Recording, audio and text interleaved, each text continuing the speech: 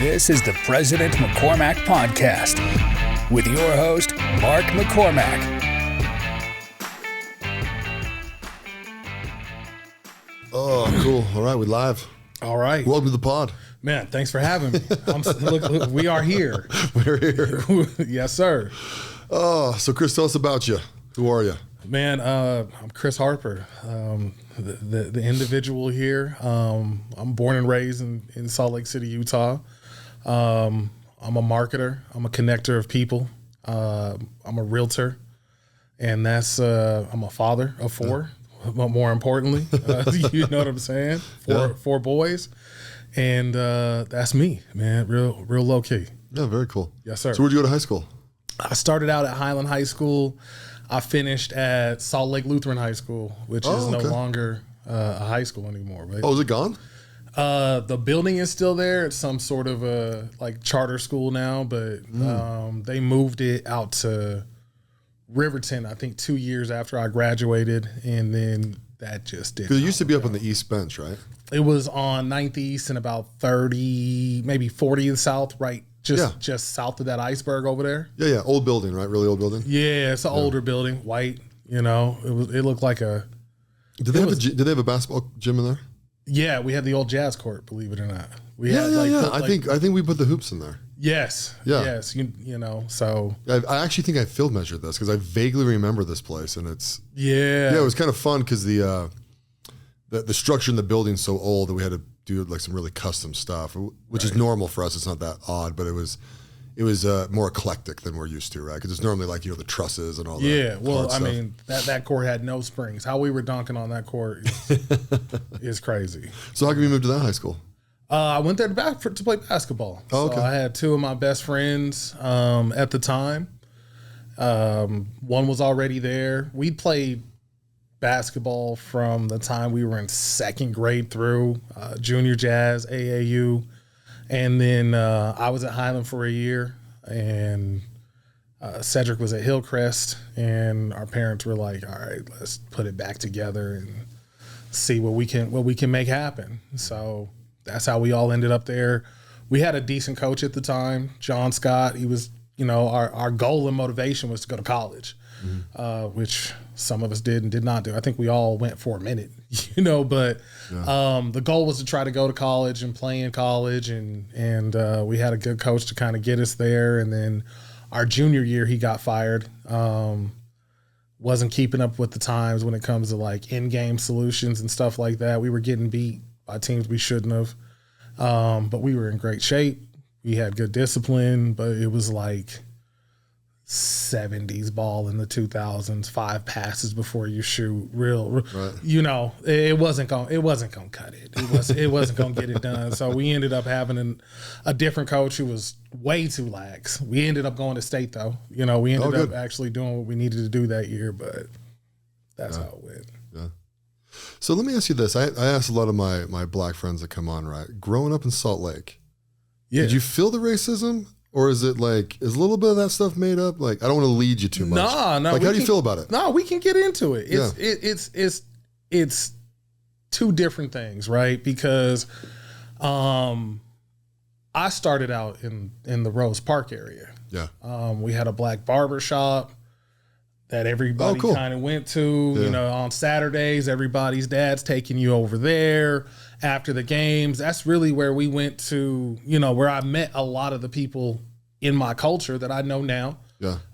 We were pretty much over there. I grew up going to a black church, but I was also going to a private Catholic school. Yeah. Well, no matter what you do, you're in Utah. So there's a lot of white people. So it's one of those things where you're like, I know I'm in a spot where I'm the minority, but I also had a lot of culture. And there still is a lot of culture, right? However, there most certainly, and I hope the camera can see me, there is most certainly closet racism. And then there's actually some upfront, in front of your face racism. Yeah. And you will get that sometimes in, like, let's say as a younger age, you're going to get that in the athletic form. For instance, we played a game in Richfield Yeah. And the refs could hear these kids calling us all sorts of names. And we had to not react because, like, hey, if we get something going, our parents got to get in here with it too. Yeah. And so, yes, it is there. My kids have dealt with it in certain cases. But it's not something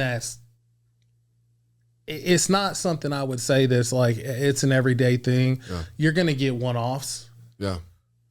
Just like in any other part of the world, right? You're going to get one-offs. We have all of the same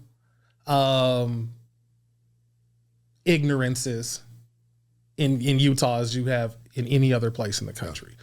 We can hide it differently. People will try to mask it by not knowing that they even are.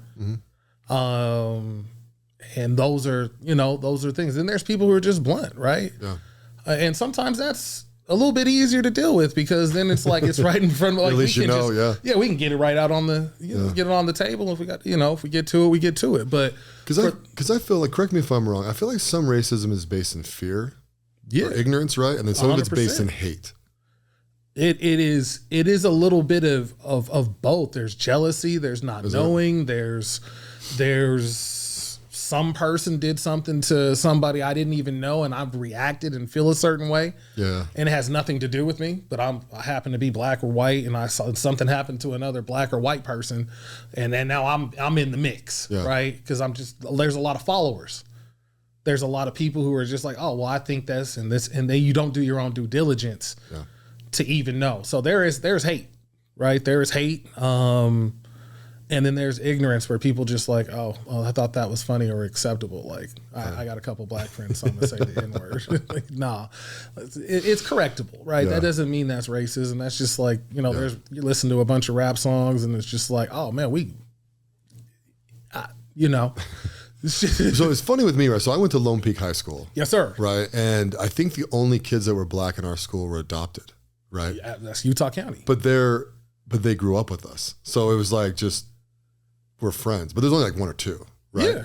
And so it was, I don't know, it's always interesting to me because we grew up listening to like Tupac and Biggie and like, well, I guess I should say growing up in the 90s, I graduated in 2000, right? Like the black culture was a massive part of us growing up, as well as everything else. I mean, I loved Metallica. I loved Rage Against the Machine. I loved Tool. I loved almost every rapper, right? I loved watching MTV Raps. I loved watching MTV, the movies that we were watching. Like it was really, I guess you would call it more of an assimilation, right? And so now that I'm 42, right? And I feel like the media just bangs this racism drum like crazy, right? And I'm like, I kind of wonder a lot. I'm like, do my friends feel like they were treated a different way growing up? And because we have people that grew up in the LDS church that feel like they were ostracized and it has nothing to do with what color they are. And so they're like, well, yeah, the church hates me because of this. And I'm like, I think that's a little more in your head than you think it is. But then there's also the reality of there absolutely is still racism, and there always will be. Yeah. I mean, like I said, there are going to be scenarios where each individual has their own experiences. Yeah. So what I may have gone through versus what someone else may have gone through in their story may not be the same. Yeah. Obviously, like I said, I went to private school all but 3 years of my life. Yeah. And I have. Is that a positive, you think? Oh, I loved it. Yeah. I mean, trust me. I mean, it's one of the better things that my parents did for me. I'm grateful for my mom fighting to keep me in there because my stepdad was like, hey, you need to go public. And then I ended up going public. And I appreciate him for that because I got to live a little bit. I was a wilder individual at that time. But I do feel like the opportunity that kids in public schools, especially now education-wise, is close. It's similar. When you're in a private school, you're in a smaller classroom setting. You get a little bit more attention, but you are asked to do a little bit more. You have a little bit more responsibility. My kids don't have homework. Yeah. For the most part. and I'm talking about me having a high schooler. He doesn't come home and have to do homework. Like I died doing homework, like kind of situation. Yeah. And so to kind of put it back on topic, like I said, I don't think everybody's experiences are the same, or the people who raised you, or to how to deal with certain things are the same. Times change too, right? So I know for a fact, especially from my mom and family coming from Texas, time's not that far as we think, right? Because I have uncles that couldn't use the same water fountains. Yeah. Like I know them today. And we look, so that seems really far behind us, but it's not. My pastor he's now retired, but he's still living. He was there for the riots and all those different things back in Martin Luther King's time, which for me, it seems very, very far away, but it's not. It's a 20-year difference from when I was born. 20 years from now, I was graduating high school, right? So that you look at the time and it's like, well, how much has changed in 20 years? From the 60s to the 80s, for the 80s to the 2000s, the same ignorance and hate that was there, and it was everywhere, right? It was in Utah, right? He got kicked off of BYU's campus, by the way, in the 70s. Oh, did he? Yeah. Like, that's what I'm like, so like. For being black or? For being black. Wow. In the 70s. Right? So I'm like. Well, BYU is a little different. It's a whole different animal, right? But yeah. But that's the whole point. But it's still here in Utah, yeah. We're 10 minutes away. Yeah. Right now. And so when you look at it and you're like, the whole situation, like those people didn't just die. Mm-hmm. And they did not raise their kids to be a certain way. I'm sure you have friends in your own circle today that have some different views. Maybe, yeah. I mean, different views or like racist views? Yeah, no, different views. Oh, different views. Oh, for sure. Yeah. I would hope. Yeah. I think there's people that are in that circle, especially in the business circle that we are in Utah. I know for a fact there are people in said circles and I know these people. We know these people. Their views are different. Yeah, they are stronger in certain ways. They are very vocal in certain different ways, and a lot of those people have their own traumas and had to get it through the mud, and they had their own experiences to make them that way. I would hope that we all get to have a conversation like this, right? Because this is a powerful situation. Yeah, and I'll tell you, one of the things that I think our country is getting wildly wrong, right? And we might be a good example of this, Absolutely. right? So have you ever met Reverence? He goes by Posh. He lives up in Park City. Yeah, that's my dude. Yeah, love Dude, he's cool. So he came on the podcast, right? And so the first night I met him, right, he actually came to one of our liquor, I was going to say distributors, but it's distillery. Right. And I met him there, and we went and got hibachi after we were sitting there talking, right? And I'm like, why'd you move to Utah? And he's like, dude, I came here. He basically, his baby mama moved out here, and he wanted to be with his son. He wanted to be a father. So he came out here and loves the place, blah, blah, blah. And we started talking about diversity, right? Yeah. And I go, Posh, I gotta be honest with you, dude. The one thing that drives me crazy about diversity is they look at people's skin color and they think that's diverse. To me, diversity's thought. I want to talk to someone who thinks differently than me. So for you and me, good example, right? We both grew up in Utah. Mm-hmm. There's a lot of things that we understand because of the place we grew up in, right? Mm-hmm. There's no difference between, I'm as white as it gets. Anyone watching this video, right? I'm Scottish as hell, right? I am you got a little bit more of a tan. Yeah, I'm all the way through. Yes, sir. Yeah. My kids might be a little lighter, but I'm all the way through. Right, yeah. But you and me, right? We'll actually see things a lot differently, right? But you go pick someone out of like Maine or Florida or, Mexico, like that's when you really start. And then depending on what they live their life too, right? Like I could live the exact same life. Well, not exact, but very similar to someone in Georgia, right? Fair. Or it could be totally different worlds. And so when I look at diversity, it's probably hard to quantify. That's why they don't do it, right? But like really diversity of thought is like where you get the benefits of diversity, not just slapping a bunch of people from different races into a room.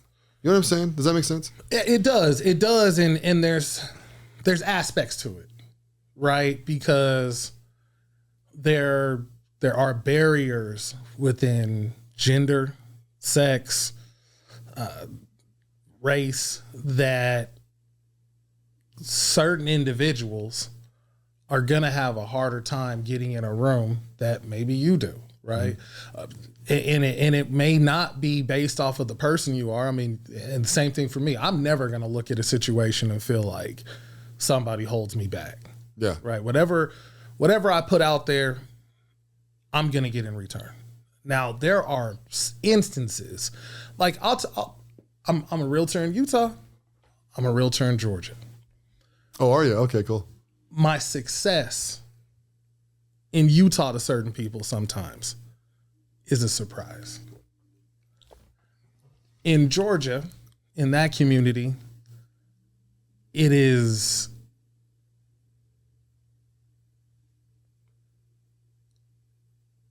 a given. Like you're supposed to. Yeah. You should have no reason why you can't. Right? And so if I have that conversation, so there is a difference in certain aspects of it. When I'm in Atlanta and I'm dealing with people there, even though it's the South, and there is a different, because yes, there's all sorts of fun out there. Yeah. Right? But I can feel more comfortable in that particular scenario because it's a given and you actually should be in this. It's like, it's one of those things you're telling, like you're manifesting, like you shouldn't be surprised. And if people look at me here and they're like, oh, you do, oh, yeah. Oh, what? Really? You look like a football player. Like, did you play football first? Yeah. No. Did you play? No. I earned it. I got an education. I did. So when you look at the diverse part and you're saying, yeah, there's actually a lot of thought that people will look at me off top and they're not going to think of the businessman just by looking at me. Yeah. You're going to have to dig in a little different. Yeah. Right. And that might be what I feel in Utah. Mm-hmm. In Utah, they're like, man, I know it. There's an expectation. Right. In the other side, like, and so that might be the experience, but there's not a holdback. Yeah. Right. It's how you take it and how you deal with it and how you move forward. That's going to determine what you get. Yeah. If you've got a porous attitude where you're like, oh man, poor me, and people do, of all races. Yeah. Right. We all know that person, man. I know if I would have got in that game of 1972 and I would have got that sweep, I know I would have been able, and I can throw a pigskin a quarter mile, right? Like we know those people and they've always been able to, like, they hold on to that and they don't look forward and outreach. And I look at it on another scale of like, if I messed up, if I don't have something, if my kids don't have something, if their mom doesn't have something, that's my fault. Yeah. Now there's two things you can do with that. Cry about it or fix it. Like those are the options that you have. There's no in between. It is black or white. There is no gray. Yeah. Right. And I do see it that way. And so when we do look at it in a perspective of you're looking at a diversity from a culture situation, there's chambers of commerce for that exact reason. There is a Black Chamber of Commerce, a Utah Black Chamber of Commerce that is put in place because we have to create opportunities for each other that sometimes other people will not give us the chance to. So sometimes we have to unify in certain ways. That's why there's unions to be able to break that barrier. For me, I deal with pro athletes. Mm-hmm. I will put this on record. I hope the Jazz see this. I deal with pro athletes. I sell them homes. I take care of them in certain ways, right? I deal with a lot of University of Utah athletes, right? But they call. I have never got a call from them to help me with one of their players. It's always an agent situation, but I'm from here. I'm literally from Utah. And I have the hardest time getting into that room until now. Yeah. But it took me years to get into the room when it's like, hey, we're just going, and it's an easy type move, right? So there will be certain things where it's like, yeah. And I don't think that's a color thing.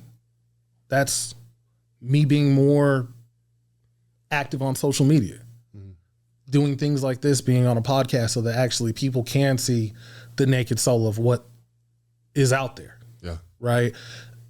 If I don't have something that I want, it is my duty to go get it. You can't go get it for me. You've put me in the 3 months, 4 months that we've known each other. We haven't asked each other for really anything, but you've put me in position to better myself, make relationships. I didn't ask for it. We just connected and did things like that. And that's how business and organic relationships should be, right? 100%. I'm looking for a relationship. Yeah. I've said that from the gate. Like, I'm grateful just to be in the presence and vice versa, where it's like, we can just vibe. Yeah. Right. But I know there's a business relationship in that as well. We know, looking at each other, that like it's always been a nucleus of like, how are we going to make money together? Yeah. And that's where the diversity comes into play. Yeah. Yeah. No, absolutely. I can see that 100%. Because we are putting something together between the two of us that's actually growing something. We know like I said, you know, the Posh. I know Posh. And even the relationship with my guy Pete.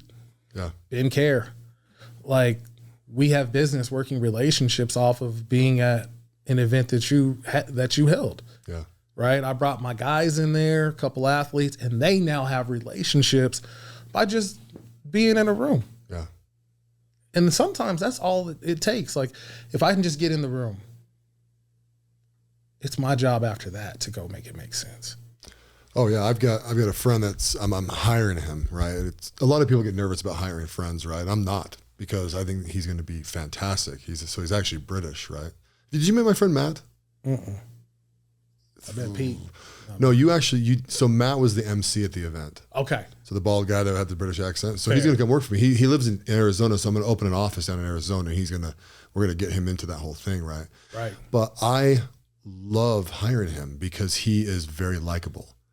And I tell him this all the time. I'm like, the biggest strength you have is being likable, because when you get into those rooms, when you finally fight and claw into there, which most people have to, unless there's some nepotism, basically, right? Everyone's got to go into those rooms, right? Earn your way in there. But once you're there, what do? Right? Talk about it. Be likable. Yeah.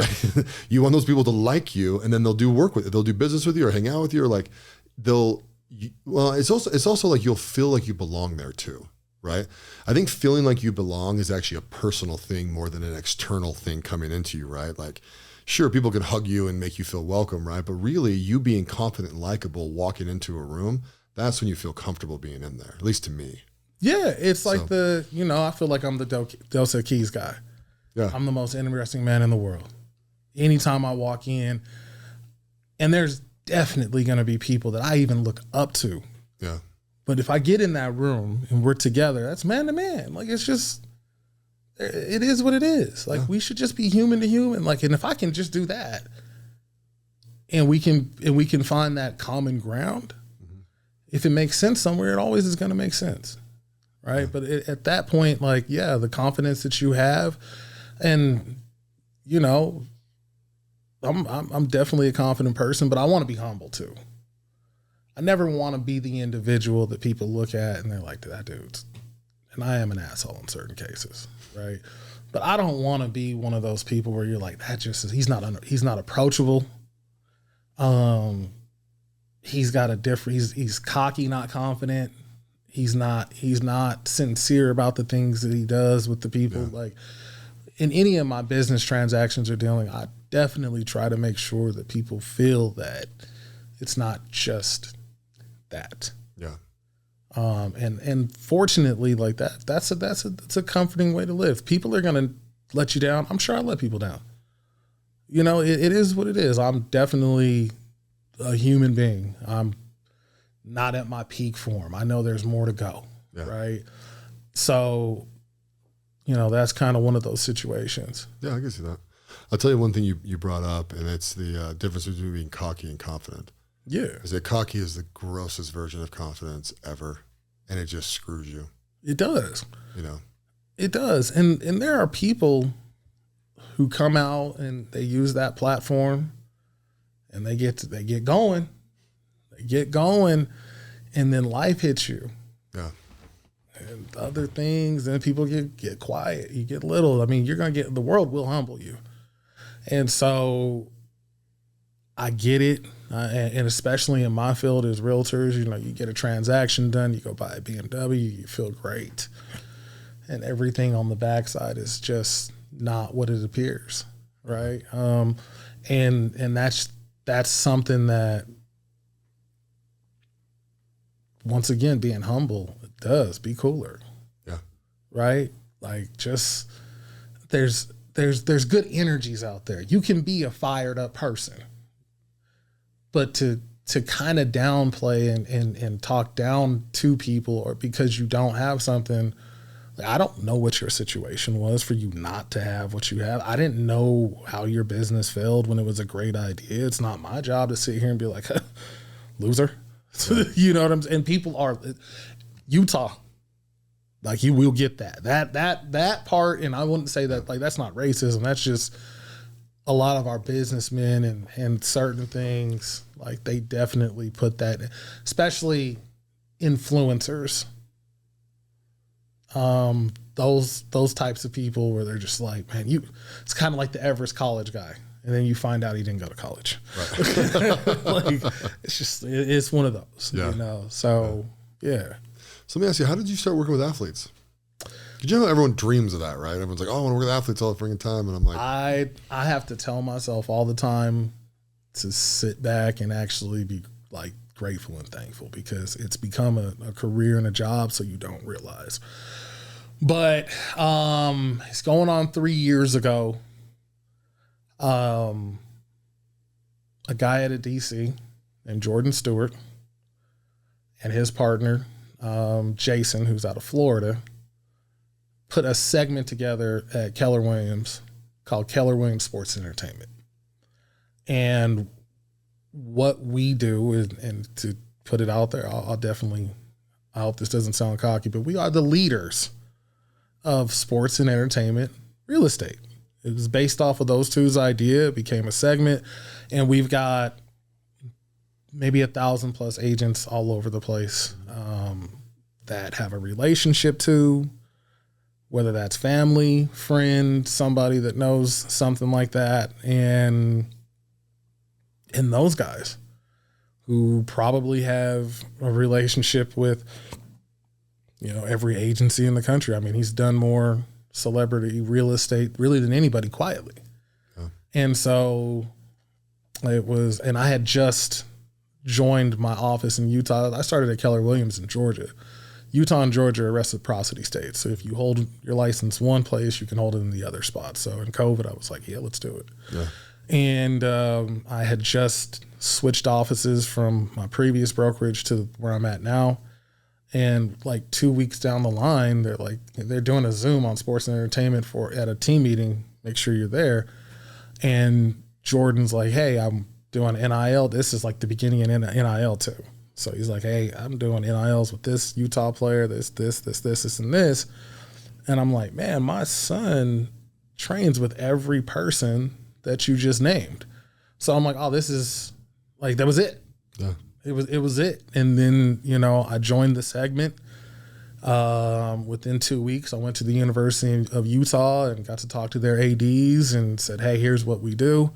I added in I definitely had to play the race card. I said, man, you can't keep bringing black athletes to Utah and not having that support system for them. So I ended up, you know, working with Jalen Glover is my first athlete that I ever started to work with. And that's way more of a family situation now than that's my athlete. That's like my nephew. That's like my little brother. I pick his parents up from the airport when they come in town. Like it's a special thing. So that's where it started and grew. And now we work with a lot of different people. And that idea sparked, especially trying to work with NILs and kind of negotiate things, like it sparked an idea. Mm-hmm. He had a brand manager. Her and I went into business within like 3 months. Mm-hmm. We just shut that one down like in January. Mm-hmm. And then that day, literally the day that we were like, all right, let's dissolve it. She took a different job at a different college. And I'm like, all right, I'm going to keep pushing because I still have these relationships. And then that day Sawyer called me. like 2 hours later, he was like, hey, I got an idea. Let's do this. And I was like, man, that's all right. That's exactly what we do. Yeah. But he's a genius in his own right with like web marketing and the stuff that like I'm not excited at, and he doesn't like to be in the public eye.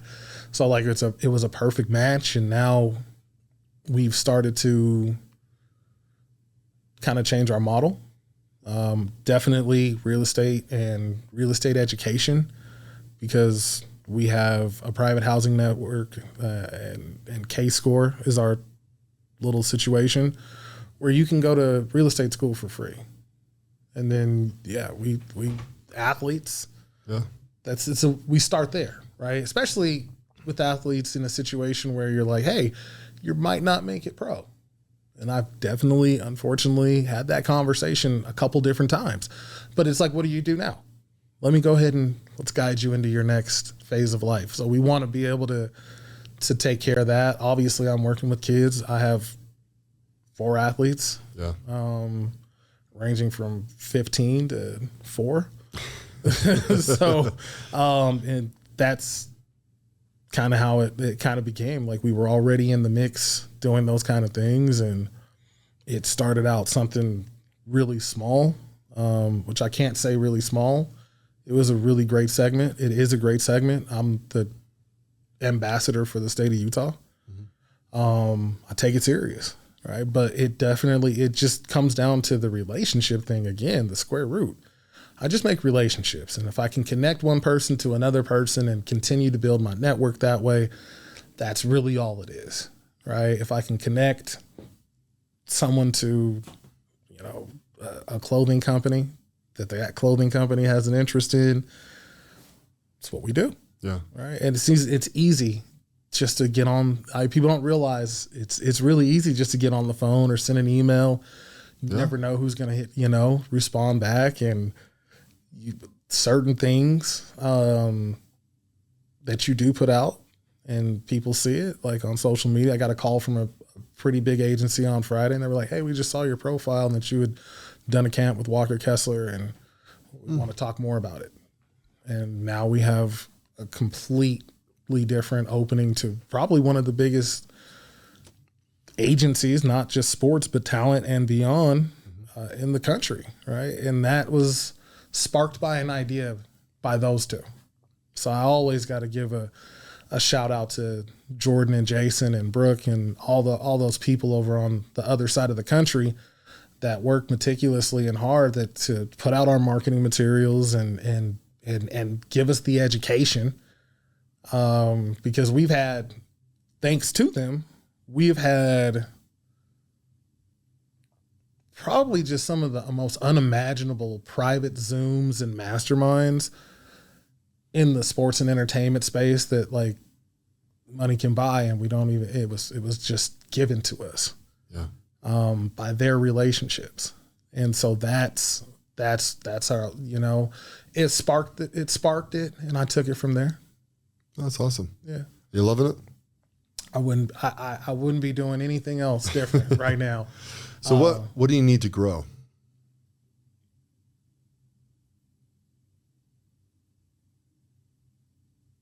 Opportunity. That's it. Yeah. We have all the bullets in the chambers and the tools to get to where we need to be. Opportunity. So when you say opportunity, you mean like more brands that will do more deals with you guys, or like more athletes, or everything? Every conversation, every person that I can meet, every it's an opportunity, right? And opportunities aren't like, oh, I just need one big break. Like, I need just more opportunities per day. If I get an opportunity to talk to one more person, regardless of what industry you're in, like that's all we're looking for, is a chance. Yeah. It's my job after that to go run it in, right?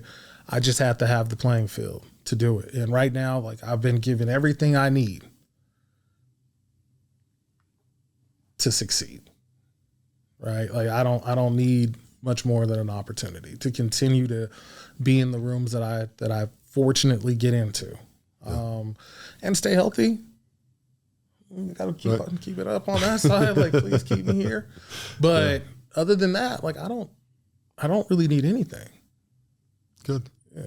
Now, we got introduced to my friend Andrew, right? Or our friend Andrew. PGator? Yes. Yeah. Yes. Yes. So how did you meet Andrew?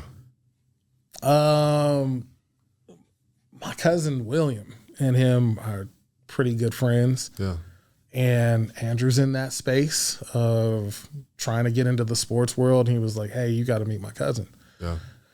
And that's kind of where it started with me and Andy. You know what I'm saying? Was it the Zoom Bang thing that kind of got you guys together? Yeah. Zoom Bang is like, so my son loves Zoom Bang. Yeah.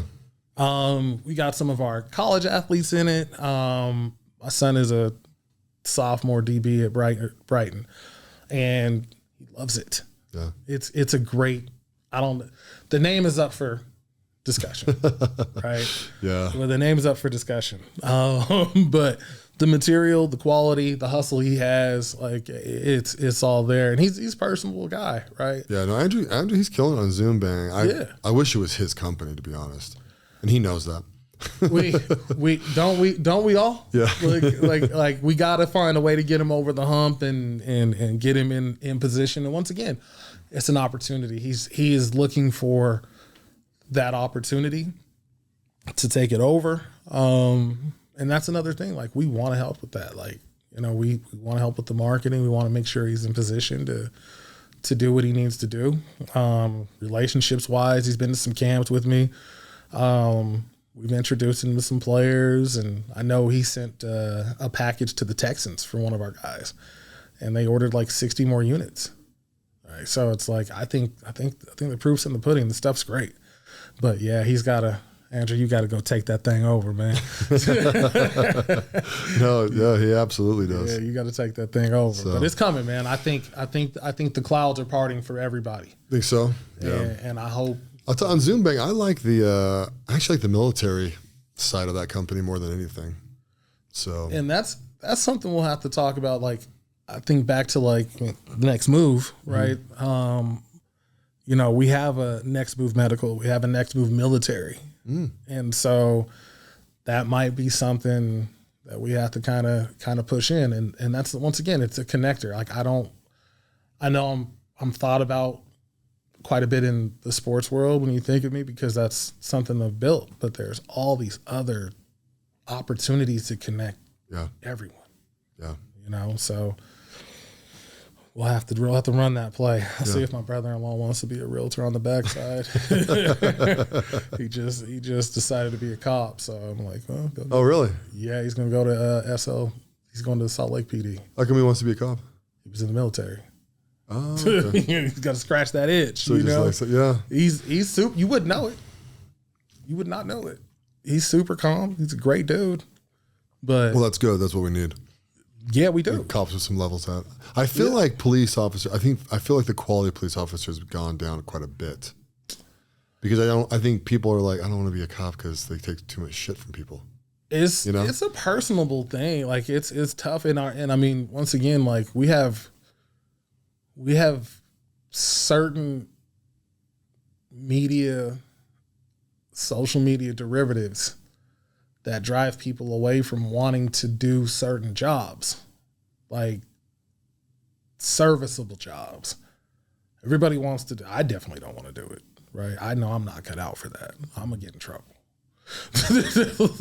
And that's just like, I don't know when to tase, or, like the line of that is thin. But I don't feel like people raise their kids to be servicemen anymore. Yeah. Not like they used to. Like, people don't realize being the trash man's like it's a sturdy, steady job, almost six figures. Cops have a decent wage, right? But you are putting yourself in the line of danger differently. People are crazy out here, right? And so that's another thing where it's like, I don't know if the level has gone down. I mean, I've never had a bad interaction with the cop, and they've seen me a couple times. Like, not for anything crazy, but I've had plenty of interactions. But once again, not everybody's experience is my experience. Yeah. Not everybody comes off as mild demeanored as I do. To be the size I am, most people, I'm an approachable person. Yeah. And so it is what it is. I can't speak for everybody because I know for a fact there's other people who've gone through things and it's like, nah, that's just not right. Right? But that's just not my purpose. I didn't have it happen to me. Right. So it doesn't mean it doesn't happen. It doesn't mean, we've got a cop whose son plays on one of our football teams, Little League. We chop it up all the time. We had the Walker camp. He came in with like security like the president. Like Boozer came in with nobody. The Jazz had Walker like Trump. Yeah. They had him locked up, like plain clothes, the whole thing. Really? And so, like at a youth basketball camp at Soccer City in Sandy. I'm like, it's not that serious. But I made relationships with like the chief. Like we, if I get caught up, I'm making a call. Yeah. You know what I'm saying? I'm like, no, go ahead, do what you want, take me. I got a call for you though. Yeah. And so those are, and he was approachable. Like he was like, dude, I'll do private security, like whatever you need. Like I got you. Yeah. This is what it is. Yeah. Right. It's all about making friends, right? And look, relationships. Yeah. Right. I mean, and it is. I'm like, I know there's other people who are, but here's the thing. If somebody busts into your house, who you calling? The police. Thank you. Don't call me. Yeah. Don't call me. Don't call me. Especially that time of night, I'll be asleep. Yeah, look, I might get there late, but I'll call them for you. Yeah. But that's kind of the scenario. Like I don't know, right? Yeah. I think they get a bad rap. Yeah. I got a friend that's a fireman. I don't think people realize what firemen do. Yeah. I think they just fight fires. Like, no, they go do. No, firefighters do some of the craziest stuff. They do. They do. And he's a hazmat guy. Yeah. So. Oh, wow. Yeah. Yeah. He gets in the fun. Yeah. He gets in, but that's his person. He needs that. I think the people who do those jobs are the people who should be doing those jobs. I think I'm doing what I should be doing. I think you're doing what you should be doing. Yeah. You look like a cop. Yeah. Right. Size-wise, look, I'm not playing with you. Yeah, I was gonna say, I don't know how I would be as a cop. No. Look, once again, I know I'm a hothead. I know I am. So yeah, it's not gonna work out. Yeah. Better to coach. Yeah. Look, even I had to calm myself on the. Look, I'm not crazy out there unless it's my kid, but yeah, you'll get snatched up all the time. Oh, cool. Well, hey, man, we're at the end of this thing. Can you believe that? Hey, we're here. Went fast. Hey, love it. So I always ask my guests at the end for their best advice. Take chances. Take chances.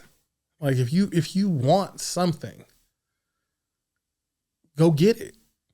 Right? But you can't want things and you can't want for things and not have a plan to get them. So if you have a goal, put a date and time on it. And that's what you need to do. So have goals, be open-minded, be teachable, and take chances.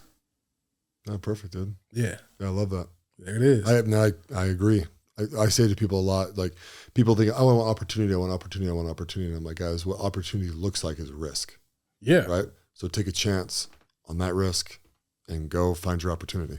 Please. Yeah. So. Yeah. Like that's all we can do is every day take you a little risk. Yeah. I don't know what that is, but find it and take just a little bit of risk and see where that takes you. Yeah, absolutely. Yes, sir. Well, Chris, thanks for coming on, man. I'm excited to see what we're going to do in the future here. Thanks for having me. And yes, sir, I know we're going to make it big. Yeah, for sure. All right. Thanks, buddy. Yes, sir.